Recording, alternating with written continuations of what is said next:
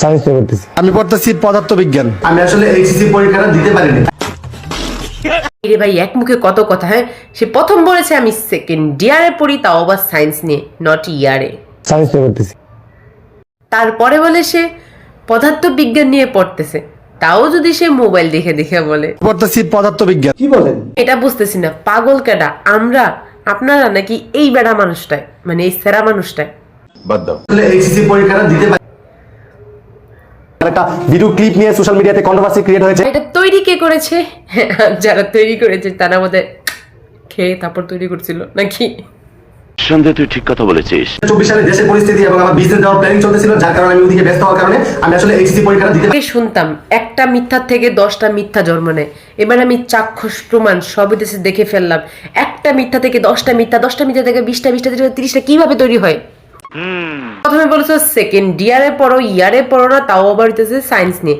তারপরে তুমি এসে বলতেছো মোবাইল দেখে দেখে আমি পদার্থ বিজ্ঞান নিয়ে হ্যান ত্যান বকর চকর তকর তকর। তারপরে তুমি হ্যাঁ আবার কি বলতেছো, আসলে এইচএসসি পরীক্ষাটা দিতে পারিনি। তুমি এসএসসি পরীক্ষাটাই দিতে পারো না। এত দুঃখ, এত আফসোস, এত কষ্ট, এত কিছু আমরা কোথায় রাখুম ভাই? জানি না। আমাদের পারলে পাবনায় নিয়ে রেখে এসো, চলুন জায়গা পাবনা। এইটা কি কোনো কথা? আমরা যারা সোশ্যাল মিডিয়াতে কাজ করি, আমাদের মুখ দিয়ে যদি একটা ভুল কথা বের হয়ে যায় বা একটা রং কথা বের হয়ে যায়, তাহলে এটা নিয়ে আকাশ পরিমাণ সমালোচনা শুরু হয়ে যায়। এত কিছু তৈরি হতো না তুমি যদি আগেই বলে দিতা যে আমি পড়াশোনা করতে পারিনি, আমার প্রবলেম ছিল।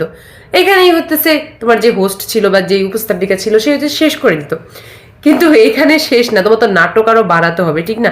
এই কারণে তুমি মিথ্যাটাকে বাড়াই গেছো যাতে তুমি টাইম লাইনে থাকো, এটি হচ্ছে মেন ফোকাস ছিল। এখন আইসা ওইটা সেইটা এটা, মানুষের লাইফে হাজারটা প্রবলেম থাকতেই পারে, তাতে কি হয়েছে? এখন তো প্রতিষ্ঠিত আসো, ঠিক না? তো এটা তো চিল, কিন্তু মিথ্যা দিয়ে কখনো কিছু ঢেকে রেখো না, ওগুলা আমাদের বাংলাদেশের পাবলিকের কাছে কিছু লুকাইতে পারবে না। এটাই ভিডিও বানিয়ে কেন বলেছি যে আমি পদার্থবিজ্ঞান নিয়ে পড়ি? আপনাদেরকে জানানোর জন্য যে আমি স্পেসিফিক ডিপার্টমেন্টে সায়েন্সের কি হতে পারে সেটা যে আমি জানি, এটা আপনাদেরকে জানানোর জন্য আমি ভিডিওটা মেক করেছিলাম। এখানে নাই থাকতে পারে লাইফে, এখানে হচ্ছে মজা করার বা হাসি করার কোনো কিছু নেই। মিথ্যা বলাটাই হচ্ছে সবচাইতে বড় বোকামি। কিন্তু এখন আমার কাছে মনে হয় ভাই মিথ্যাটা বলাই ঠিক।